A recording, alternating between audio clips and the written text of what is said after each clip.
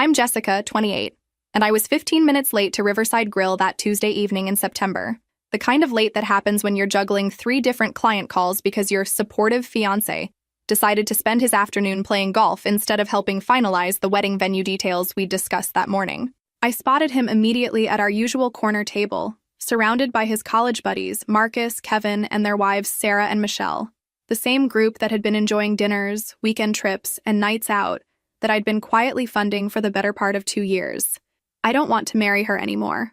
She's just too pathetic for me. The words hit me like ice water as I stood frozen 3 steps behind Ryan's chair, close enough to see him gesture dismissively with his whiskey glass, the $24 top-shelf bourbon I'd been buying him since he'd lost his marketing job 18 months ago. Where are you watching from today? Drop your location in the comments below and hit that like and subscribe button if you've ever felt completely blindsided by someone you trusted. You'll definitely want to stick around for what happened next. Ryan was completely unaware I was standing right behind him, back turned, holding court with his usual confidence. Marcus was practically cackling, and Sarah, who I'd always considered a friend, was covering her mouth to muffle her laughter. "Come on, man," Marcus said, wiping his eyes. "You've been together for 3 years. What changed?" "Nothing changed. I just realized I could do way better." Ryan took another sip of my expensive whiskey. "I mean, she's fine for now, but long term, I need someone with more ambition." The irony would have been funny if it weren't so crushing. The woman they were laughing about had been single-handedly keeping Ryan's life afloat while he figured things out and built his consulting business that existed only in motivational Instagram posts. Sarah noticed me first. Her face shifted from amused to horrified. But instead of warning Ryan, she just stared with wide eyes like watching a car accident unfold. "Look at what she does," Ryan continued, completely oblivious. "Event planning. She throws parties and calls it a career. My next girlfriend needs to have real professional success." More laughter rippled around the table. These people had attended events I'd organized, eaten at dinners I'd paid for, taken weekend trips to houses I'd rented. Not one of them seemed to find the irony worth mentioning. Kevin leaned forward conspiratorially. "So what's your exit strategy?" "Weddings in 6 weeks." "Already working on it?" Ryan said with satisfaction. "I've been creating some distance, showing we're not compatible. She'll probably call it off herself soon enough." He was orchestrating our breakup like a business merger, and I'd been too busy managing both our lives to notice the signs. Let me take you back to how we got here because the foundation of this disaster was laid carefully over 3 years. I met Ryan at a networking mixer in 2021. He was charming, confident, working at Sterling Marketing with big plans about launching his own consultancy. I was impressed by his ambition, his polished presentation, his apparent success. What I didn't know was that his expensive suits were maxed out credit cards, and his confidence was borrowed against a future that existed only in his imagination. Those early months were intoxicating. Ryan planned elaborate dates, new exclusive restaurants, showered me with attention. When he mentioned temporary cash flow issues during his transition to entrepreneurship, helping seemed natural. Just short-term, he promised, just until his business launched. The temporary help became permanent. It started with small things, dinner here, a weekend trip there. "I'll reimburse you when my biggest client pays their invoice next month." Next month came and went. The payment was delayed. His laptop crashed, car repairs. Always something urgent, always temporary. Always my generosity keeping us afloat. By year 2, I was covering rent on the luxury downtown apartment he'd insisted we needed to project success. I paid for the premium gym membership essential for networking. I funded the designer wardrobe that would help him close deals. Meanwhile, I worked 60-hour weeks building my event planning business, landing corporate clients, perfecting every detail to grow my reputation. Ryan's job applications became sporadic, then stopped altogether. His business meetings revealed themselves as golf games with friends. His networking events were happy hours I wasn't invited to because I wouldn't fit in with industry people. Standing behind his chair, listening to him dismiss my career and plan his escape from our relationship, I realized something that should have been obvious months ago. To Ryan and his friends, I'd never been a person. I'd been a resource. The worst part, Ryan continued, building momentum, is how she thinks paying for everything makes her this amazing girlfriend. It's actually kind of pathetic. That's when he turned around. The record scratch moment. Ryan's smug expression crashing into horror as our eyes met. The table falling silent as 6 people realized the subject of their entertainment was standing right there. "Jess," Ryan stammered, nearly dropping his glass. I wasn't expecting you." I looked at him. Really looked. This man I'd supported through every excuse, every broken promise, every month of unemployment disguised as entrepreneurship. This man I'd defended to friends who'd questioned his commitment. This man I'd planned to marry in 6 weeks. Slowly, deliberately, I twisted my engagement ring off my finger. The silence was so complete I could hear jazz playing softly in the background, the nervous shifting of chairs, the uncomfortable breathing of people who'd just realized they'd been caught. I placed the ring on the white tablecloth. It made a small, decisive click against the wood beneath. "Well," I said, my voice steady, "that saves me from wondering whether to return this or sell it to cover the wedding deposits you were never planning to honor." Ryan's face had gone pale. "Jess, wait. I didn't mean it the way it sounded. You meant every word." I looked around the table at each face. The only mistake was getting caught. Marcus attempted damage control. "Come on, Jessica, it was just guy talk. You know how it is." I smiled at him, not sarcasm, just genuine amusement at his desperation. "Marcus, how long have you known the apartment lease is in my name?" His mouth opened, then closed. "The car payments? Credit cards? All my name, my credit, my money." The discomfort was palpable. Sarah studied her hands like they contained life's greatest mysteries.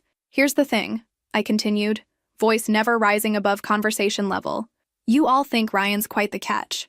This successful, charming guy who's settling for pathetic little me. But the truth is, for 18 months, I've been the only thing standing between your friend and complete financial collapse." Ryan was trying to form words, but nothing coherent emerged. I picked up my purse and stepped back. "The lease expires next month. The car loan is in my name, but the car can be returned to the dealership. Credit cards will be canceled tomorrow morning." I looked directly at Ryan. "Starting now, you'll discover exactly how successful you really are without someone else funding your lifestyle." Walking out of Riverside Grill felt like stepping out of my old life entirely. The September air was crisp, and for the first time in months, I could breathe deeply. Behind me, I heard muffled chaos, urgent whispers, scraping chairs, someone calling my name. I didn't turn around. The 3-block walk to my car gave me time to process what had just happened. 3 years of my life, finished. The October wedding we'd spent 8 months planning, canceled. The future I'd built my hopes around, revealed as an elaborate financial scam with me as the unwitting investor. But underneath the anger and humiliation was something unexpected. Relief. My phone rang before I reached my car. Ryan, obviously. I declined and immediately called my bank's customer service line. "This is Jessica Chen, account holder. I need to remove an authorized user from all accounts, effective immediately." The representative was efficient. Yes, they could block Ryan's access instantly. Yes, they could overnight replacement cards. Yes, they could place fraud alerts on all accounts. 3 years of financial entanglement, severed with a 15-minute phone call. Next, credit card companies. Same script, same results. Ryan's spending spree was officially over. My phone buzzed constantly with messages. Ryan, desperate to explain. Sarah, claiming it was all a misunderstanding. Marcus, asking if I was really going to be this dramatic. Because quietly funding someone's entire lifestyle for 3 years while they publicly humiliated you was perfectly reasonable. But stopping the money train was drama. I blocked all their numbers. At home, the apartment I'd been paying for, I found Ryan's spare key on the kitchen counter, along with his emergency credit card, cut neatly in half. A note in his handwriting, "We need to talk. This isn't how I wanted you to find out." Not how he'd wanted me to find out. Not, "I was wrong" or "I didn't mean it." Just regret that his managed exit strategy had been disrupted. I poured wine, the expensive bottle I'd been saving for a special occasion that never came, and began making lists. Vendors to contact about the wedding cancellation. Most deposits were non-refundable, but losing money was preferable to marrying someone who saw me as pathetic while spending that same money. Bills and accounts to transfer or cancel. Everything with Ryan's name needed to be severed. Friends to inform. Real friends. Not the social circle that came with Ryan's approval. Things I'd postponed while managing Ryan's life. The promotion requiring occasional travel that he'd opposed because he needed me available. The downtown apartment I'd wanted but couldn't afford while supporting 2 people. The Italy trip my best friend had been planning that I'd always declined because Ryan required constant availability. By midnight, significant progress. Wedding officially canceled. Utilities transferred to my name only. Real friends were shocked but supportive. I'd sent a deposit for Italy. My phone had stopped ringing around 11, which meant Ryan was probably at a bar, complaining to whoever would listen about unreasonable women and their vindictive behavior. Tomorrow he'd wake up to discover his car wouldn't start. I'd arranged voluntary repossession. His credit cards would be declined. His gym membership terminated. Tomorrow, Ryan would begin learning what his lifestyle actually cost when he had to pay for it himself. Day 2 of my new life started with Ryan pounding on my door at 7 a.m. "Jess, open up! We need to talk!" His voice carried panic I'd never heard before. Gone was the smooth confidence from dinner 2 nights earlier. I made coffee, good coffee, the expensive Jamaican blend I'd been saving for special occasions that never seemed to come, and checked emails while he continued his door-rattling symphony. The wedding venue was surprisingly understanding. The photographer kept her deposit but offered kind wishes. The florist suggested donating the arrangements to a nursing home. "I know you're in there. Your car is here." Around 7:30, Mrs. Patterson from next door appeared with a casserole and concerned expression. "Honey, that boy's been out there for an hour. Should I call the police?" "Actually, yes, that would be perfect." The pounding stopped abruptly when the patrol car arrived. Through my window, I watched Ryan try explaining to the officers that this was all a misunderstanding, that he lived here, that I was being unreasonable. They asked for proof of residency. He couldn't provide any. The officers were professional but firm. Mr. Morrison could not force entry into a residence where he wasn't on the lease. Continued disturbance would result in arrest. Did he understand? Ryan's defeated nod was visible even from my second-floor window. After the patrol car left, my phone immediately buzzed. Ryan's number, which I'd forgotten to block. I remedied that oversight while he presumably left a lengthy voicemail. Around noon, Sarah appeared at my door. This was more interesting. She'd actually been my friend, or so I'd thought. "Jessica, please, Ryan's a mess. He's been staying on Marcus's couch. Can't even afford groceries. You're being cruel." I opened the door but didn't invite her in. "Sarah, honest question. What did you think would happen when he publicly called me pathetic and announced he didn't want to marry me?" "He didn't mean it like that." "How did he mean it?" Sarah struggled for an answer. "He's scared about commitment. Guys say stupid things when they're scared. For 18 months, I've covered his expenses while he figured things out. During that time, did you ever suggest he might be taking advantage?" Her silence spoke volumes. "Did you ever think it was strange that I paid for every group dinner? Every trip? Every night out? I thought you were generous. When someone's generous with money they have, that's wonderful. When someone's generous because they're being pressured to maintain their partner's lifestyle, that's called being used." Sarah shifted uncomfortably. "So you really won't help him at all?" "I won't continue funding his life while he auditions replacements for pathetic little me. This isn't like you." "Jessica." She was right. The old Jessica would have gone home that night, cried, and probably taken him back when he showed up with flowers and apologies. She would have convinced herself that public humiliation was just a misunderstanding. "I'm done being that version of me," I said. After Sarah left, I spent the afternoon researching downtown apartments, the area I'd always wanted but couldn't afford while supporting Ryan's expensive tastes. Turns out, on just my salary, I could afford quite a nice place. By the end of that first week, Ryan had tried every approach in his playbook. The guilt strategy, lengthy texts about how I was abandoning him, how cruel I was being, how this wasn't the woman he'd fallen in love with. The business strategy, emails outlining a reasonable repayment plan where he'd eventually reimburse me for everything once his consultancy launched. The romance strategy, flowers delivered to my office with cards promising he'd changed, that he'd realized how much he needed me. The desperation strategy, showing up at my office building, trying to convince security that I was his fiancé having a breakdown. None of it worked because I had one crucial advantage. I'd heard his real opinion of me. Once you know someone considers you pathetic, their sudden declarations of love ring pretty hollow. The flowers were particularly insulting. White roses, which Ryan thought were romantic, but which I'd mentioned disliking multiple times over 3 years. They reminded me of funerals. He'd never listened then, wasn't listening now. I gave them to my assistant, who was delighted. The repayment plan email was almost amusing. Ryan had spent days crafting a detailed proposal for how his marketing consultancy would generate enough revenue to repay my loans. Never mind that this consultancy had existed only in motivational social media posts for 18 months. His timeline was ambitious. 3 major clients within 6 months, build a team, expand to new markets. According to his projections, he'd start repaying me within a year. I responded with a single line, "Good luck with that."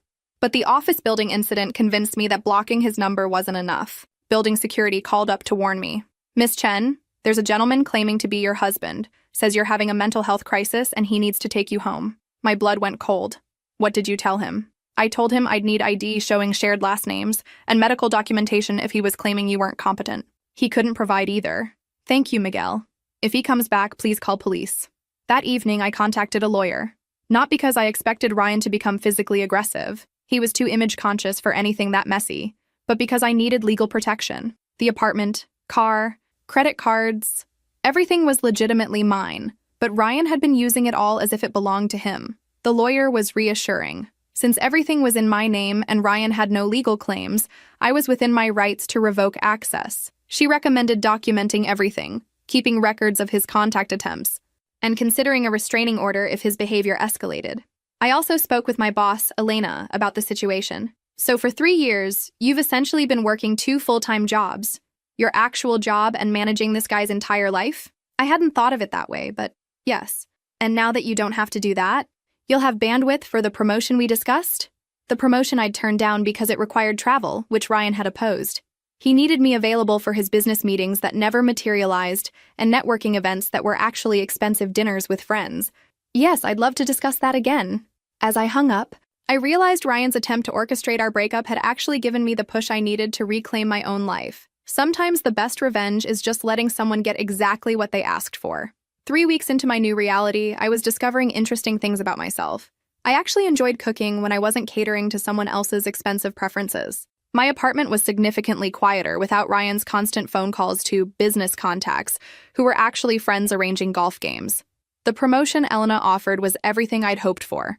Senior event coordinator meant better clients, creative control, and a salary that easily supported my actual lifestyle without stretching every dollar. But the real education came from watching Ryan's carefully constructed world collapse in real time. Social media told the story better than any private investigator could. Ryan had always been active on Instagram, posting photos of expensive meals, designer clothes, luxury experiences. What he hadn't considered was how obvious it would become that none of those things were actually his. The first casualty was Elite Fitness, the high-end gym downtown where Ryan posted workout selfies among celebrity trainers and marble floors. When his membership was terminated, he tried maintaining appearances by posting from a basic commercial gym instead. The difference was unmistakable. No more chrome equipment and infinity pools. Just fluorescent lighting and machines past their prime. The car disappeared next. I only knew because Marcus posted an Instagram story showing Ryan standing beside a beat-up Honda, joking about his new ride. The car was clearly borrowed, probably from family, and clearly not the image Ryan wanted to project. When his lease ended in October, Ryan had nowhere to go except Marcus's couch. This might have stayed private, except Ryan couldn't resist maintaining his social calendar. Ryan had always been the one suggesting expensive restaurants for group dinners. He knew exclusive venues, could get hard-to-find reservations, insisted on celebrating everything with champagne and appetizers. Easy to be generous when spending other people's money. But Marcus was covering his basic expenses now, and even an investment banker's salary had limits. The group dynamic shifted quickly. Instead of trendy bistros, they met at sports bars. Instead of craft cocktails, they ordered beer. Instead of elaborate celebrations, they split appetizers with separate checks. Ryan tried adapting, but the struggle was visible. This was a man who'd built his identity around being the guy who knew the best places, could afford the good life, never worried about money because someone else handled that inconvenience. Now he was the guy bumming rides and asking friends to cover his dinner share. The social circle that had found his humiliation of me so entertaining was suddenly less amused when he became the one dragging down their lifestyle. "Have you heard from Ryan lately?" Sarah asked during one of her increasingly awkward check-ins. "No, and I don't plan to. He's really struggling, Jessica. I think he's learned his lesson." "What lesson would that be?" "That he can't treat people the way he treated you." I looked at her carefully. "Sarah, you were at that table. You laughed when he called me pathetic. You knew I was funding his lifestyle and never once suggested it might be unfair. What exactly do you think changed?" She shifted uncomfortably. "I feel terrible about that night. You feel terrible about getting caught. If I hadn't overheard, would any of you have told me what he really thought of me?" Silence. That's what I thought. The conversation ended with Sarah promising to stop trying to mediate, though I doubted she'd keep that promise. That afternoon, I signed the lease on a beautiful downtown apartment, the one with hardwood floors and city views that I'd admired for months but couldn't afford while supporting 2 people. On my salary alone, it was perfect. November brought unexpected entertainment when Ryan's mother called my office.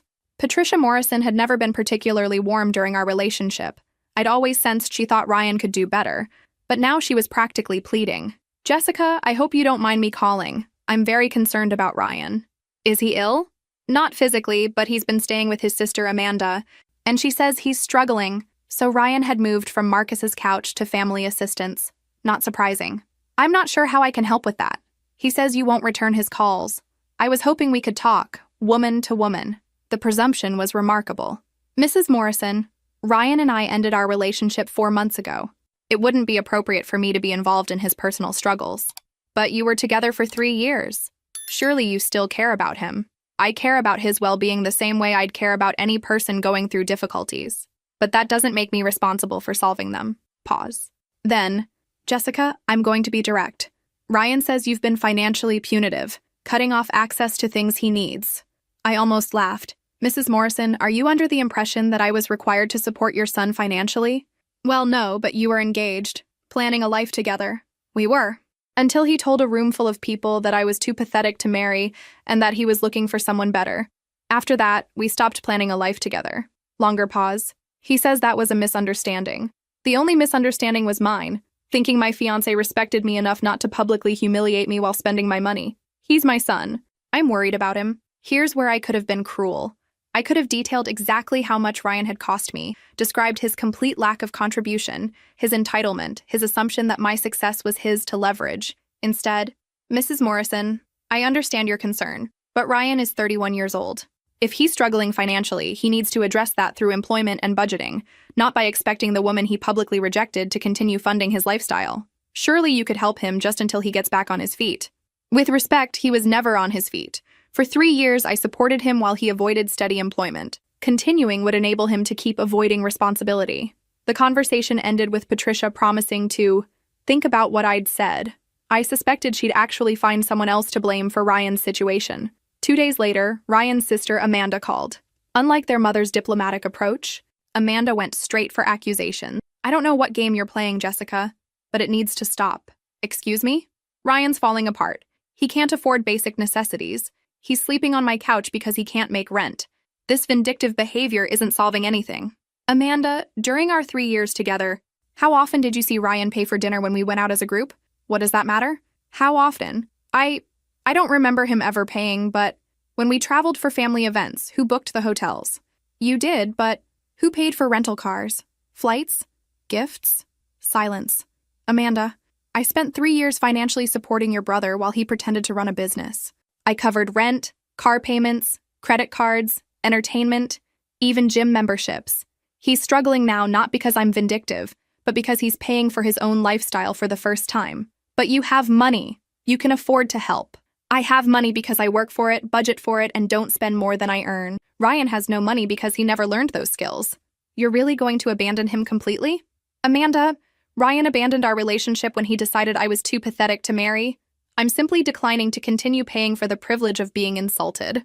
She hung up on me, which I took as confirmation that Ryan's family was running out of people to blame. I did feel sorry for him. Not sorry enough to rescue him, but sorry enough to recognize that 3 years of avoiding financial responsibility had left him genuinely unprepared for independent living.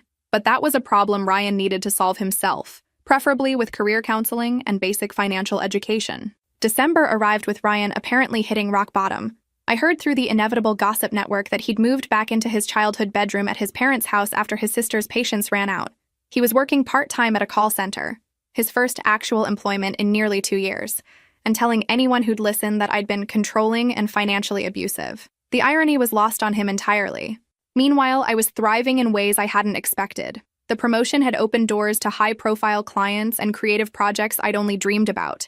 My new downtown apartment was everything I'd wanted. Hardwood floors, city views, and most importantly, space that was entirely mine. I'd also started dating again, though cautiously. Coffee dates, casual dinners, nothing serious. It felt strange after 3 years of having every plan revolve around Ryan's needs and schedule. The Italy trip I'd booked had been magical. 2 weeks with my best friend Sarah exploring Tuscany, eating incredible food, and remembering what it felt like to make decisions based purely on what I wanted to do. When I'd posted photos on social media, several mutual acquaintances commented about how happy and relaxed I looked. It occurred to me that I probably hadn't looked either of those things for the past year of my relationship with Ryan. Christmas brought an unexpected gift, a text from Marcus. Hey, Jessica. I know things ended badly with Ryan, but I wanted to apologize for that night at dinner. We were all out of line, and I'm sorry we laughed. You deserved better from all of us.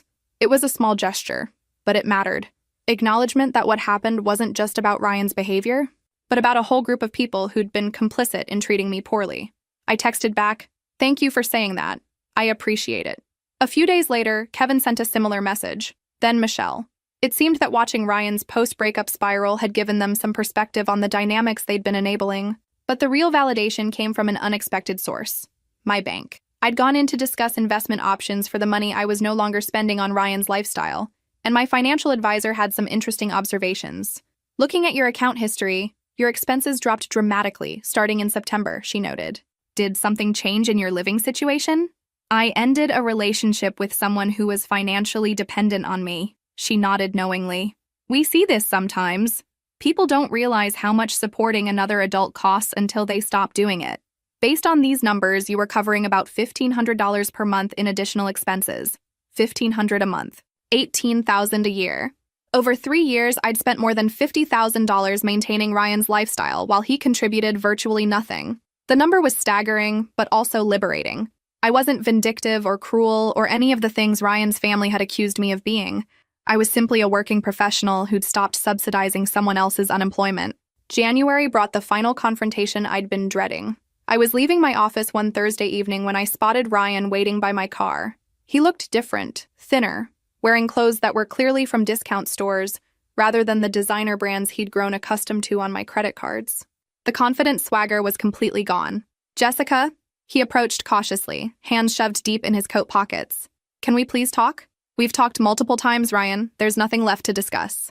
5 minutes, please. Against my better judgment, I stopped walking but remained standing by my car, keys ready.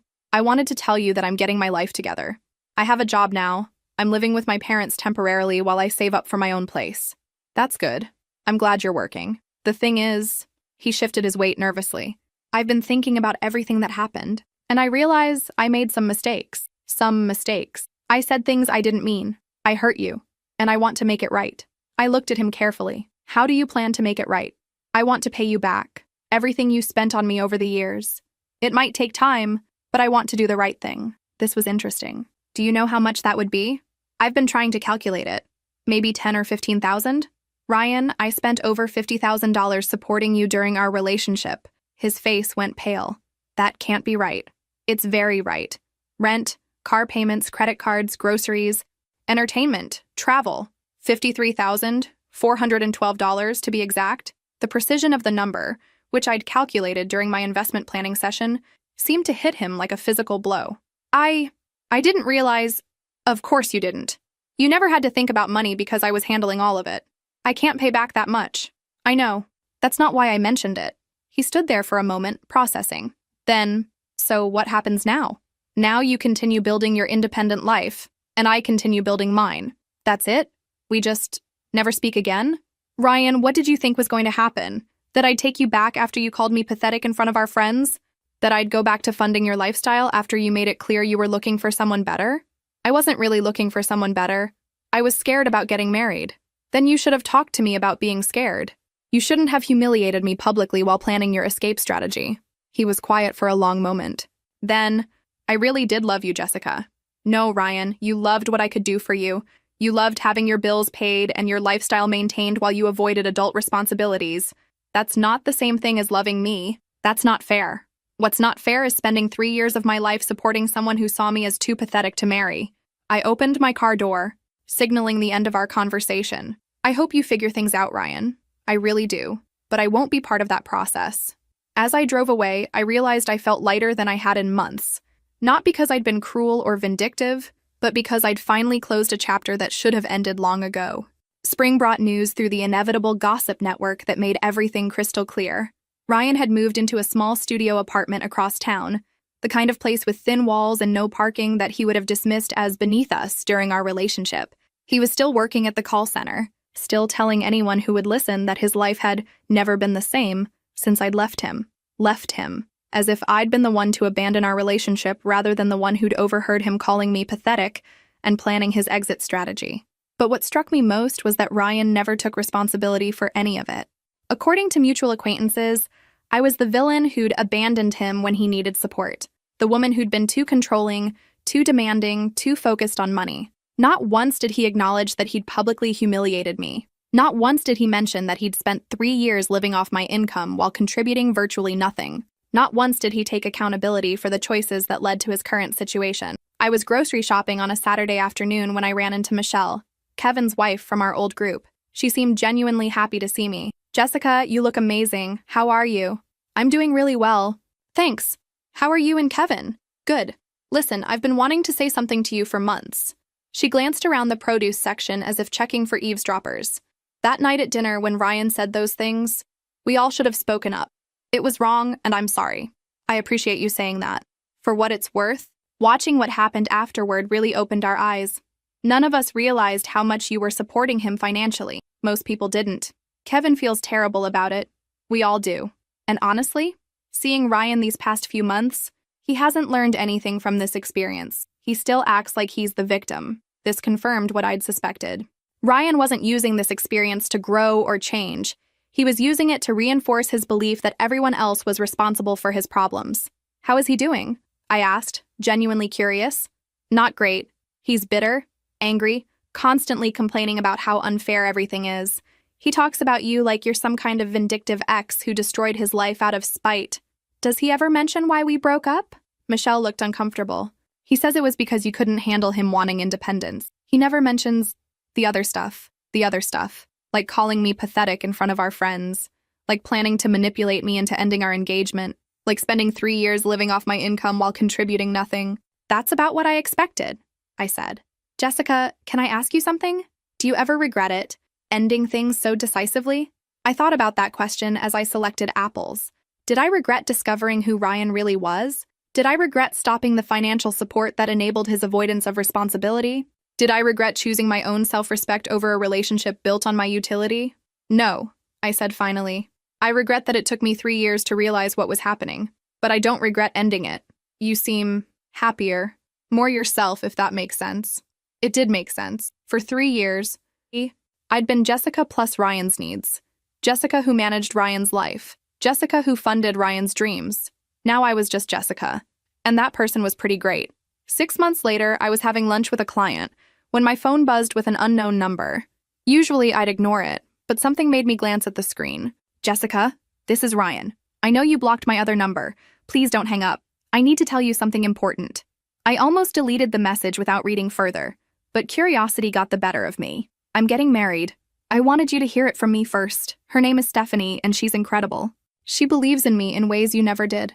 I'm finally with someone who appreciates me for who I am, not what I can provide financially. I hope you can be happy for me." I stared at the message for a long moment, then showed it to my client, a successful businesswoman in her 50s who'd become something of a mentor.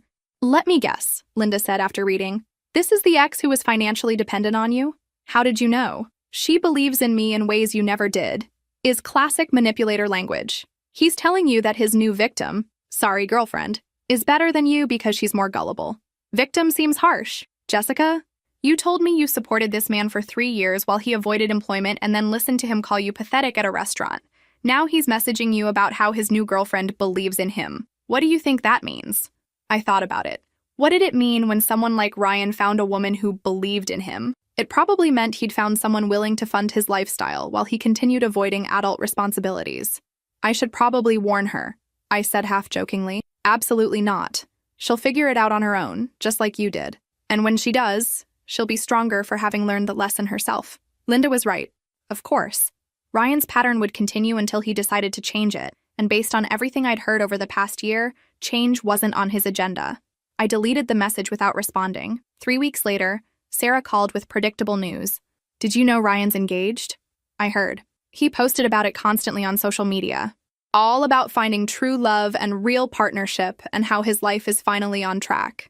Good for him. "Jessica, are you okay with this?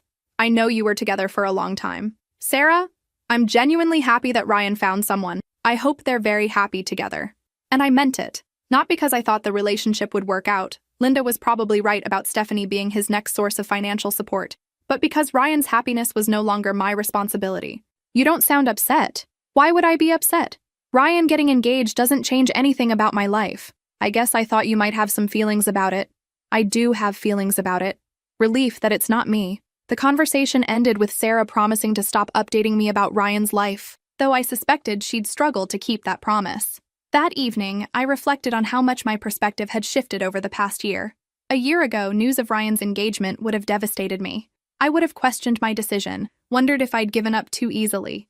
tortured myself with thoughts of what might have been. Now, I felt nothing but gratitude that I'd had the courage to walk away when I did. The final chapter of Ryan's story came almost exactly 2 years after the restaurant incident. I was celebrating a major business milestone. My event planning company had just been featured in a national magazine when Marcus called. We'd rebuilt a friendship of sorts after his apology, and he occasionally updated me on mutual acquaintances.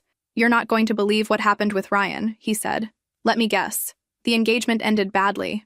Worse, Stephanie found out about his pattern with previous relationships, including you. This was interesting." "How?" "Apparently, they were shopping for apartments together, and Ryan couldn't qualify for anything decent because his credit is destroyed. When Stephanie started asking questions about his financial history, he told her about his crazy controlling ex who'd ruined his credit out of spite. And Stephanie wasn't stupid. She did some digging, found people who knew both of you, got the real story. Turns out Ryan had been using her credit cards for months, just like he did with you. I felt genuine sympathy for Stephanie. Is she okay? She's fine. Cut him off completely, kicked him out, blocked him on everything. The whole thing took about 6 months from engagement to nuclear breakout. Where is Ryan now? Back with his parents, still working at the call center, still telling everyone who'll listen that women are materialistic and don't appreciate good men. The pattern was depressingly predictable.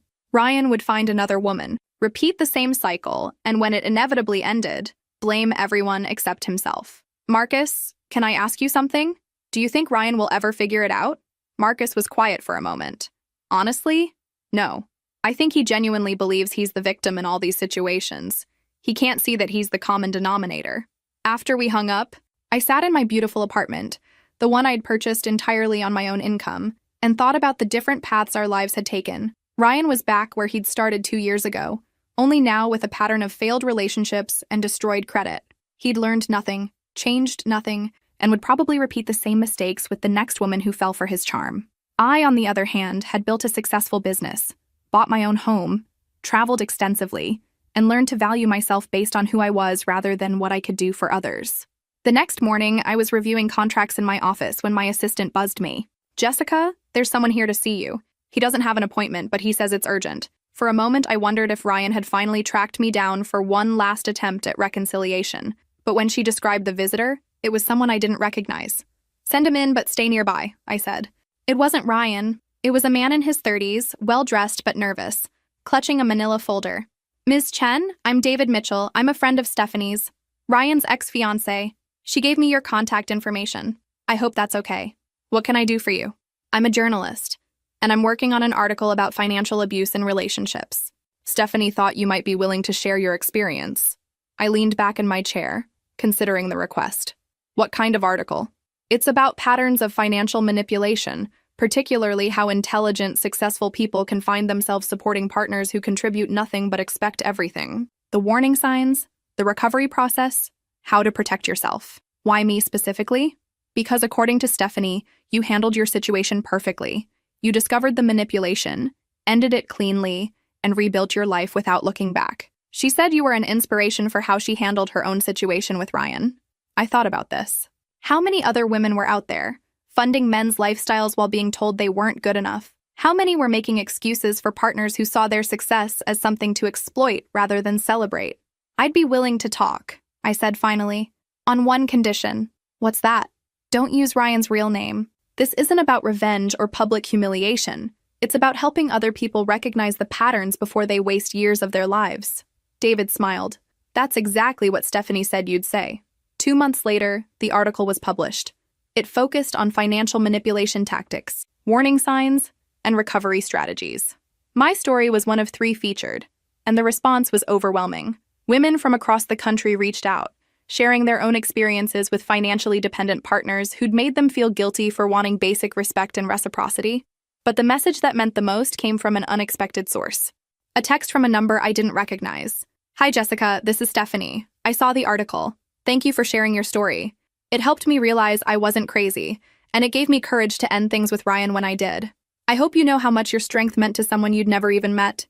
That evening, I sat on my balcony watching the sunset over the city. 2 years ago, I'd been planning a wedding to a man who saw me as pathetic but useful. Tonight, I was independent, successful, and surrounded by people who valued me for who I was rather than what I could provide. My phone rang.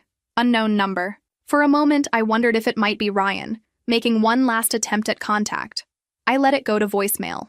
Whatever Ryan wanted to say, whatever final manipulation or justification or blame he wanted to deliver, I wasn't interested in hearing it. I'd heard everything I needed to hear that night at Riverside Grill, when he told his friends I was too pathetic to marry.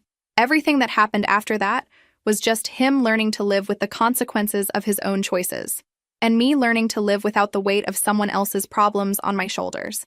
Sometimes the most empowering thing you can do is simply refuse to be anyone's financial or emotional safety net when they've made it clear you're not worth their respect. Sometimes the best revenge is just building a life so good that you forget why you needed revenge in the first place.